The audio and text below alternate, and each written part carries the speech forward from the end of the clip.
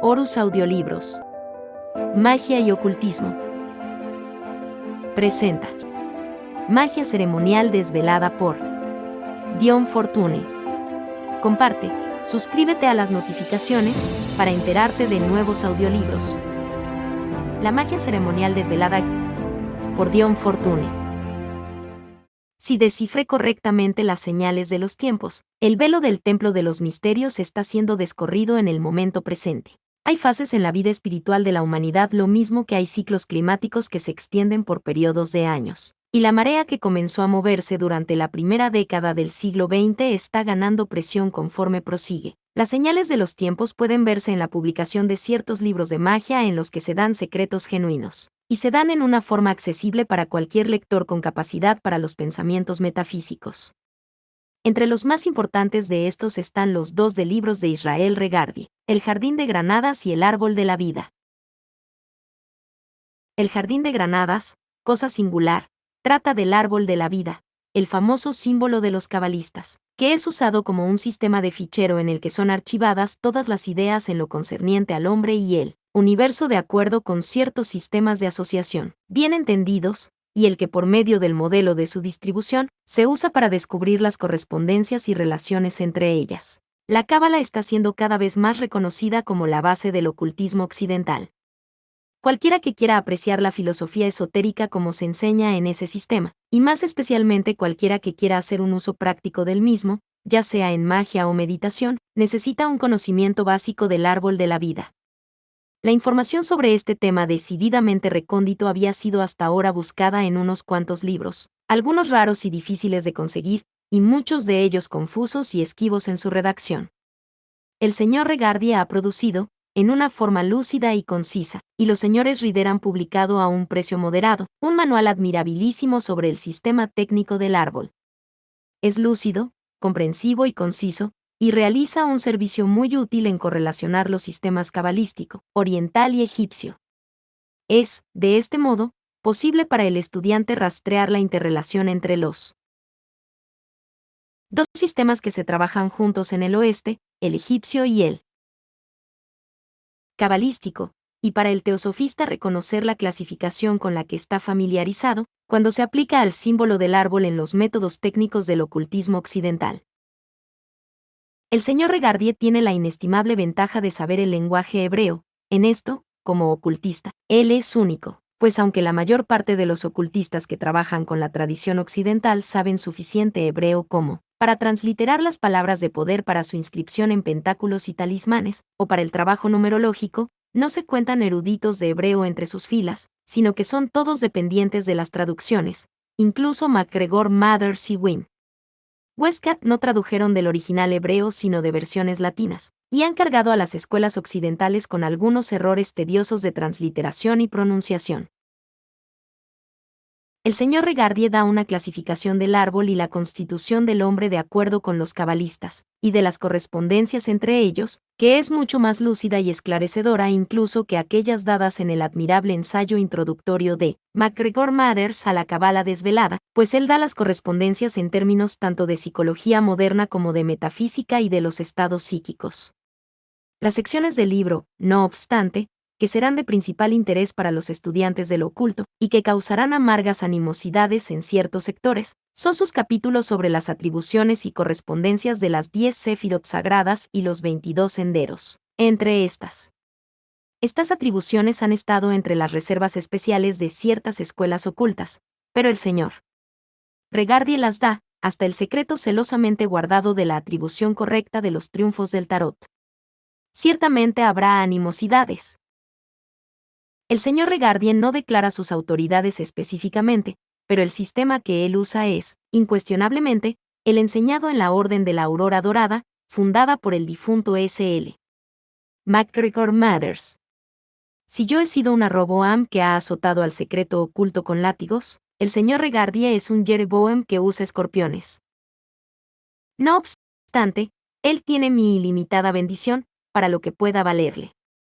No hay razón legítima que yo alguna vez haya sido capaz de ver para mantener estas cosas en secreto. Si tienen algún valor como ayuda para el desarrollo espiritual, y por lo menos yo creo que tienen el más elevado valor, no puede haber justificación alguna para negárselos al mundo.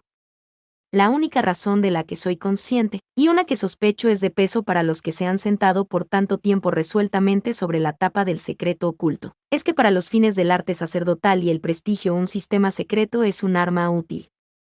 Una razón de peso, esta, siendo la naturaleza humana lo que es, pero no una justificación a los ojos de los que tienen el bienestar de la humanidad en el corazón. Siempre ha sido la costumbre de la aurora dorada envolverse en el secreto más grande. Hasta cierto punto este secreto es incuestionablemente necesario, pues muchas personas eminentes han pertenecido a la orden en diferentes épocas, y no hubieran osado hacerlo si no hubieran estado seguros de preservar el secreto de su interés en materias ocultas. En consecuencia, el estricto secreto en lo concerniente a los nombres de los miembros y los lugares de encuentro fue y siempre será esencial. El secreto también es necesario en lo concerniente a los ritos de iniciación si es que han de ser psicológicamente efectivos, pues deberían tener un elemento de sorpresa para el candidato, y la posesión de sus secretos, de la que el resto del mundo está excluido, reconstruye una mente de grupo con las mentalidades combinadas de los hermanos iniciados de acuerdo con ciertas, bien entendidas leyes psicológicas. El secreto en lo concerniente a las fórmulas prácticas de magia ceremonial también es aconsejable, pues si son usadas indiscriminadamente, la virtud se extingue en ellas. Todas estas fórmulas tienen trabajos astrales no escritos atados a ellas. Si son usados con ignorancia por el no iniciado, y sin los trabajos astrales, el magnetismo que ha sido formado en los símbolos es echado fuera y no se reemplaza. Pero cuando son usadas por el ocultista instruido, que realiza los trabajos astrales con poder, se forma más magnetismo que el que se echa fuera, y los símbolos se fortifican. Es por eso que las viejas fórmulas, que han sido usadas por generaciones de adeptos instruidos, son tan extraordinariamente poderosas. No pienso que el secreto oculto deba ir más allá de esto, y ciertamente no estoy preparada para asistir a esto. No es posible frenar la marea.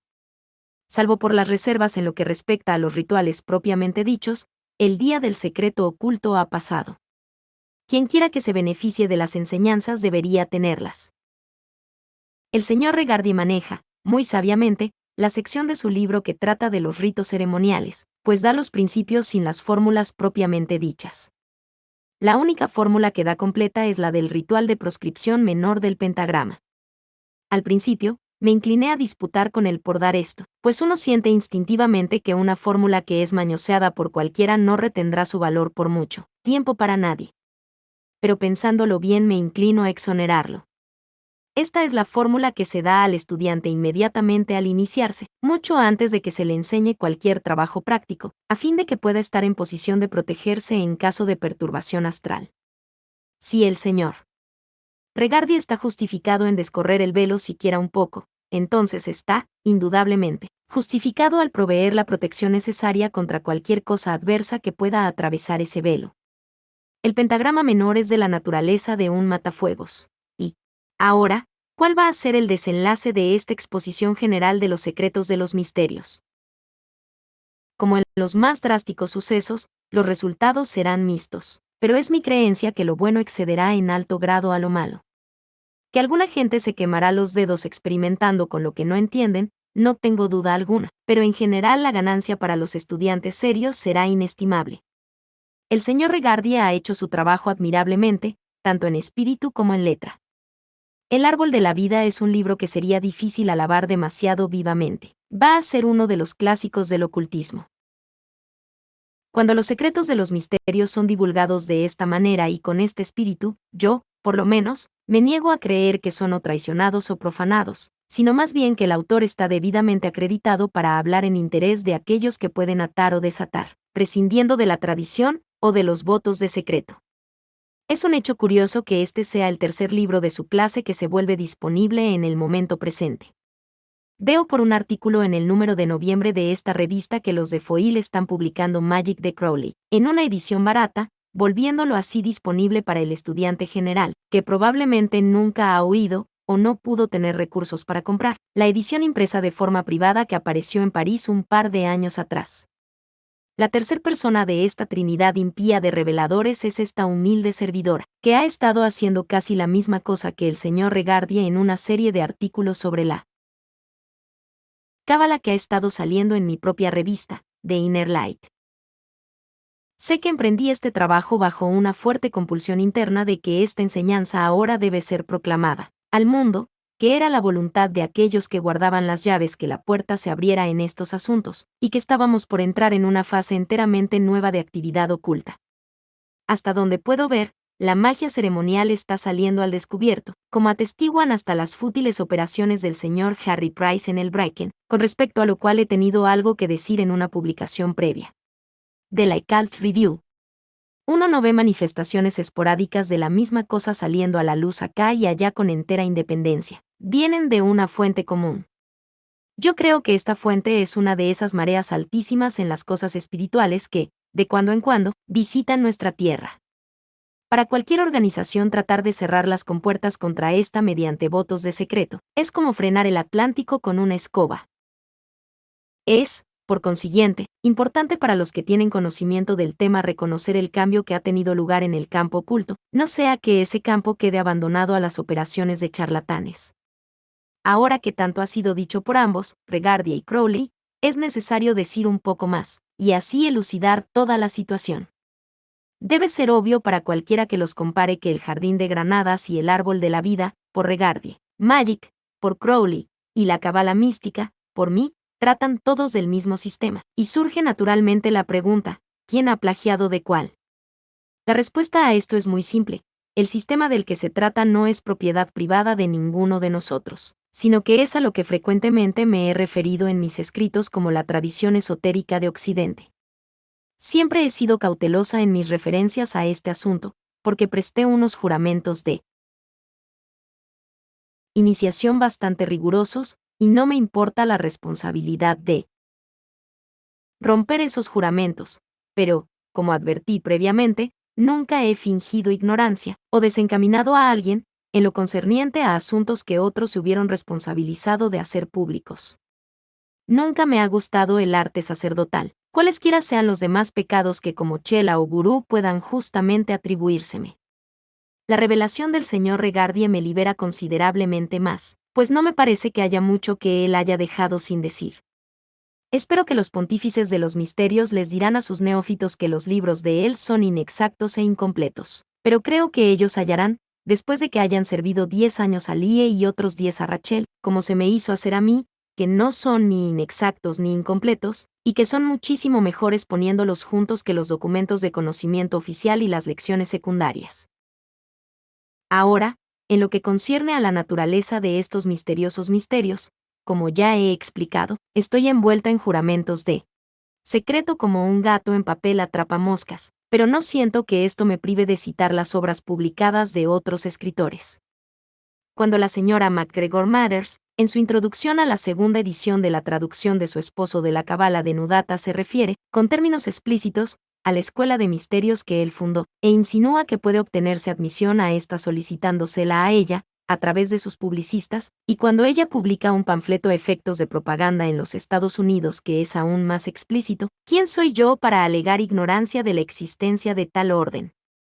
Y cuando W. Yeats dice, en su autobiografía, que la orden fundada por el señor Mathers era llamada la Aurora Dorada, ¿he de fingir que no sé qué significan las iniciales GD? Nota de Liz, GD igual a Golden Dawn igual a Aurora Dorada. He de fingir también, en vista de lo que él tiene para decir de su experiencia cuando era miembro, y de las observaciones confirmativas de George Moore en su libro autobiográfico, Ave Akbae, que no sé que a la aurora dorada le atañe la magia ceremonial. Mi juramento de iniciación me exige que niegue estos asuntos o que aparente ignorancia sobre los mismos. Si es así, me exige que diga mentiras. Se pretende que la aurora dorada debe su origen al descubrimiento de Mathers de una serie de misteriosos manuscritos cifrados. Estos manuscritos existen, pues yo he hablado con personas dignas de confianza que los han visto, pero como estaban cifrados, no fueron capaces de dar testimonio en lo concerniente a su contenido. En estos manuscritos se supone que Mathers halló la reseña de los rituales de la aurora dorada y el sistema de correspondencias que es la clave de su enseñanza, incluyendo la correcta atribución de los triunfos de tarot al árbol de la vida, que les permite ser vinculados con los signos astrológicos, un secreto que los estudiantes por mucho tiempo han buscado descubrir. Es el sistema que Crowley usa en su Equinoccio, 777, libro 4, y su recientemente publicado Magic, que Regardie usa en ambos de sus libros, y que yo uso en mi Cábala Mística, que ahora está apareciendo en serie en mi propia revista. Ninguno de nosotros hemos plagiado al otro, sino que todos nos hemos vuelto hacia los manuscritos de Mathers. Yo personalmente saqué directamente, porque poseo estos manuscritos, pero no me tomé la responsabilidad de publicarlos, o a cualquiera de sus contenidos, sino que trabajé desde el 777 de Crowley, como reconocí en mis artículos, usando mi conocimiento del manuscrito Mathers a efectos de contrastarlos. Puedo decir que hallé que los libros de Crowley son exactos. Él mismo no reconoce sus fuentes en su recientemente publicado Magic, pero en su Equinoccio, ahora agotado, expresamente declara que está haciendo públicos los rituales del sistema de la aurora dorada conforme se lo ordenaron los jefes secretos. Regardie mismo reconoce su deuda a las obras publicadas de Mathers, Wynne Westcott y Crowley, pero como Mathers y Wynne Westcott nunca pusieron ninguna de estas correspondencias en sus obras publicadas, y Regardie no podía haber estado en contacto directo con la GD o hubiera sabido que no estaba muerta, concluyo que ha sacado su información de la AA. Punto de Crowley, que es simplemente el sistema de la GD con otro nombre, o eso me parece a mí por lo que su fundador dice acerca de esta. De este modo, creo que podemos sostener haber rastreado este sistema de correspondencias y sus antecedentes. Crowley y yo lo sacamos directo de la aurora dorada de Mathers, y Regardie lo sacó de la AA. Punto de Crowley. El próximo punto que tenemos que resolver al desembrollar nuestro misterio es la relación de los diferentes personajes en este drama entre uno y otro. Crowley y Mathers se enemistaron. ¿Por qué exactamente? No lo sé. Probablemente la causa fundamental fue la incompatibilidad de temperamentos, cualquiera que pueda haber sido la efectiva razón de su ruptura. Crowley entonces empezó la publicación de su revista, El Equinoccio, que salió 2 veces al año durante 5 años en Inglaterra e hizo un nuevo comienzo en América después de la guerra con un volumen, pero nunca llegó más lejos. Estos 11 volúmenes son altamente apreciados por los estudiantes más avanzados de ocultismo, y la serie completa es difícil de conseguir e impone precios elevados. Algunos de los contenidos, no obstante, han sido reimpresos en Magic, junto con cierta cantidad de material nuevo. En esta revista Crowley deliberadamente divulgó todo lo que poseía de los secretos de Mathers, incluyendo algunos de sus rituales, e hizo trizas al personaje de Mathers. Nunca conocí a ninguna de las personas comprometidas en esta disputa, pero a mí me parece que la injuria que Crowley apila sobre Mathers en las páginas de su revista es muchísimo más probable que lo perjudique a él que a Mathers. En sus críticas a la manera en que Mathers conducía su organización, él está parado, pienso yo, sobre terreno más firme, pues me encontré con exactamente los mismos problemas confrontándome cuando yo misma ingresé unos años después de que él se fue. La enseñanza práctica de fuentes oficiales brillaba por su ausencia, y a menos que uno fuera lo bastante afortunado como para tener un amigo personal con don de exposición entre sus miembros, uno era dejado fuera de los acontecimientos. Uno era sometido a las ceremonias. Se le daban los huesos pelados del sistema en las lecciones de conocimiento y unos pocos comentarios sobre estas, llamados lecciones secundarias, en su mayor parte de calidad muy inferior, y era dejado a sus propias inclinaciones. La gloria se había marchado en los días en que conocí la orden, pues la mayoría de sus miembros originales estaban muertos o retirados. Había sufrido severamente durante la guerra, y era tripulada principalmente por viudas y ancianos barbicanos, y las viudas de sus fundadores estaban un poco en la posición de la viuda de cierto famoso artista cuando se le preguntó si tenía intención de continuar el trabajo de su marido. El manto de Elías no descendió necesariamente sobre la señora de Elías. Sin embargo, cualquiera con cualesquiera percepciones psíquicas en absoluto no podía dejar de darse cuenta de que había poder en las ceremonias y fórmulas, y cualquiera que hacía un estudio de ellas también descubría rápidamente que en el sistema de correspondencias enseñado en la GD tenía algo de valor inestimable. Estas correspondencias, que estaban desparramadas a través de la inextricable confusión de los documentos de conocimiento de la GD, pues Mathers parecía tener un don peculiar para exponer su enseñanza en la forma menos asimilable posible, quizá debido a demasiada lectura de literatura rabínica, fueron seleccionadas y reunidas de forma fácilmente accesible por Crowley y publicadas en su libro 777.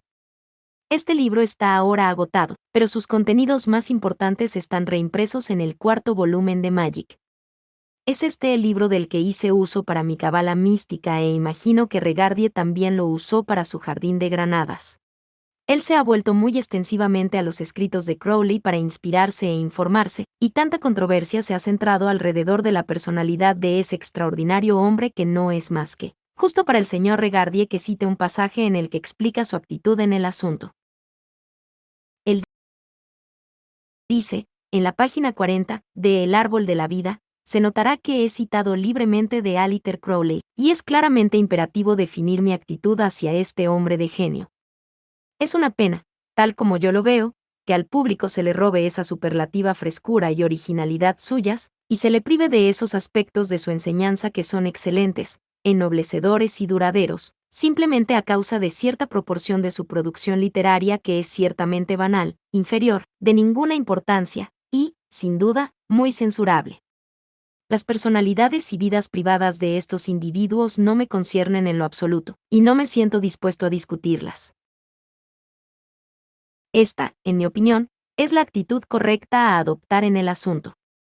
No creo que ninguna persona educada dispute la afirmación de que la obra literaria de un hombre debería ser juzgada imparcialmente como literatura, y que su carácter no debería pesar en la balanza, ya sea a favor o en contra.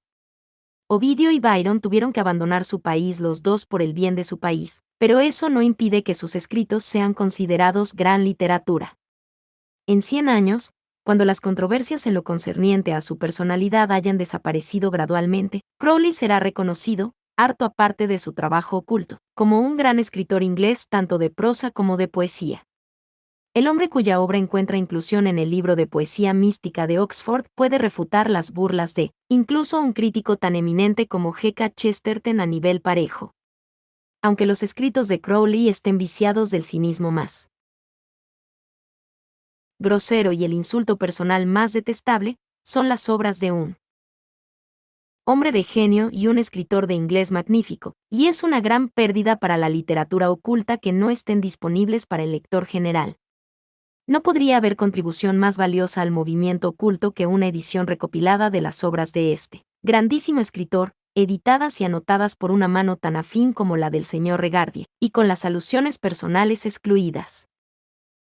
Decir cualquier palabra para mitigar la condenación general a Crowley es una tarea ingrata, pues gente sobrecogida por el pánico concluye que uno está aliado con el diablo. Sin embargo, el señor Regardie ha tenido el coraje de hacer esto, y a mí me agradaría sumar mi voz a la suya. Hacer uso de la obra de un hombre sin reconocerlo no es mejor que ser carterista. Como la aurora dorada, la AA, punto y mi propia luz interior debe parecerle, al observador mal informado, que están enmarañadas entre sí, siento que es aconsejable desenredarlas.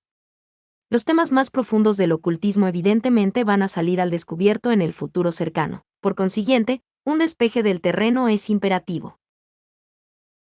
También es bueno que explique mi propia posición con relación a la aurora dorada.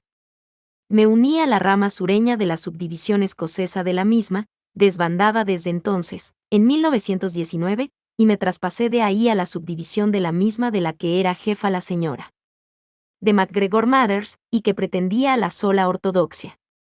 Casi me expulsa por escribir la filosofía esotérica del amor y el matrimonio, sobre la base de que estaba traicionando la enseñanza interior de la orden, pero se le señaló que en ese entonces yo no tenía el grado en el cual esa enseñanza se daba, y se me disculpó. Me suspendió por unos meses por escribir ocultismo sano, y finalmente me expulsó porque ciertos símbolos no habían aparecido en mi aura, un cargo perfectamente incontestable. De cualquier modo, me traspasé otra vez a una subdivisión más de la orden, donde, por primera vez, vi que se hacía justicia al que es, en mi opinión, un sistema grandiosísimo, y continué mis estudios sin interrupción. La Fraternidad de la Luz Interior fue fundada por mí de acuerdo con la señora Mathers, para que fuera una antesala al sistema de la aurora dorada. Todo fue bien al principio, y yo era vista muy favorablemente, pero al poco tiempo caí del pedestal, nunca supe por qué. Ningún cargo específico se hizo jamás contra mí, salvo el de no tener los símbolos apropiados en mi aura. Finalmente fui expulsada sin razón adscripta salvo la ridícula antedicha. Mis experiencias, cuando insistí en usar el sistema de la orden, las he relatado en autodefensa psíquica. Por desagradables que fueron. Esas experiencias. Es un hecho que mi exclusión por la señora Mathers no me cerró los portales de la orden ni en los planos exteriores, ni en los interiores. Yo personalmente creo que los templos de los misterios no son casas fabricadas a mano, sino que son eternos en los cielos. No creo más en el cuento de MacGregor Mathers de que conoció adeptos misteriosos en Bois de Beloon de lo que creo, en los cuentos de Leadbeater de los maestros y sus asientos de mármol. No solo hay insensatez sino fraude al confundir los planos y representar lo que fue experimentado, subjetivamente como si hubiera pasado efectivamente en el mundo de la materia. He entregado mi vida al ocultismo desde que era niñita, y todo lo que he visto y experimentado, tanto en los planos interiores como en los exteriores, apunta a alejarse de cualquier organización humana centralizada. He visto hacerse las pretensiones más extravagantes en defensa de algunos de esos gran logia blanca o templo de los Illuminati, especialmente por ciertas empresas americanas, pues me rehúso a llamarlas órdenes ocultas, pero nunca las he visto comprobadas. De hecho, los que más chillones son en sus pretensiones divulgan enseñanzas que desacreditaría un folleto de remedio patentado. Por sus frutos los conoceréis y los frutos de estos adeptos autoproclamados son mezclas biliosas. El eterno templo en los cielos, no obstante, es asunto aparte y testigos innumerables, de toda edad y credo, han dado testimonio de su existencia, pero todos declaran que se alcanza en visión, y no por ningún viaje al desierto, por remoto que sea. Es a este templo eterno, y a los maestros que ahí rigen, a los que personalmente miro en busca de mi inspiración y mi autoridad para iniciar. Cualquiera sea el sistema que use es un medio hacia un fin y nada más. Valoro la tradición, no obstante, porque hallo que posee una eficacia psíquica que falta en los sistemas originales, por muy teóricamente correctos o estéticamente hermosos que puedan ser. Mi creencia es que Mathers consiguió las claves para su sistema de los manuscritos misteriosos, y que estos se conectan con la genuina tradición europea cuyo símbolo es la rosa sobre la cruz, y respecto de lo cual se sabe tan poco. No puedo probar esta afirmación en el plano físico, porque nunca se me permitió una mirada a esos manuscritos o cualquier oportunidad de poner a prueba las afirmaciones que son corrientes en la orden en lo concerniente a su origen, pero por las experiencias psíquicas que he tenido en conexión a la aurora dorada me he formado la opinión antedicha, para lo que mi opinión pueda valer, y puedo decir que he tenido una gama de experiencia bastante amplia en ocultismo práctico. A mí me parece que quien quiera que pueda trabajar con el sistema de la aurora dorada de tal manera que establezca los contactos con los jefes secretos no necesita prestar mucha atención a los carteles de los intrusos serán enjuiciados puestos en el plano físico por personas que no son del todo desinteresadas. El sistema, cuando es trabajado por personas competentes, es eficaz, sea que ellos tengan títulos o no. Pero hasta el sistema de la aurora dorada, cuando es trabajado por personas incompetentes, es ineficaz, como sea a mis expensas. No es aconsejable, no obstante, para personas sin experiencia alguna de ocultismo práctico hacer sus primeros experimentos sin otra guía que la de un libro. La instrucción preliminar es necesaria, también un guía concuerda en caso de dificultades. Pero los que ya han atravesado la antesala y esperan parados ante la puerta entre los pilares hallarán, en los libros del señor Regardie, las llaves que necesitan. Yo, por lo menos, les deseo buena suerte en su viaje, y que encuentren la piedra de los sabios, el summum bonem, la verdadera sabiduría, la felicidad perfecta. Copyright 2005 traducción castellano Liz Prado. Horus Audiolibros. Magia y ocultismo. Presentó. Magia ceremonial desvelada por Dion Fortune. Comparte, suscríbete a las notificaciones para enterarte de nuevos audiolibros.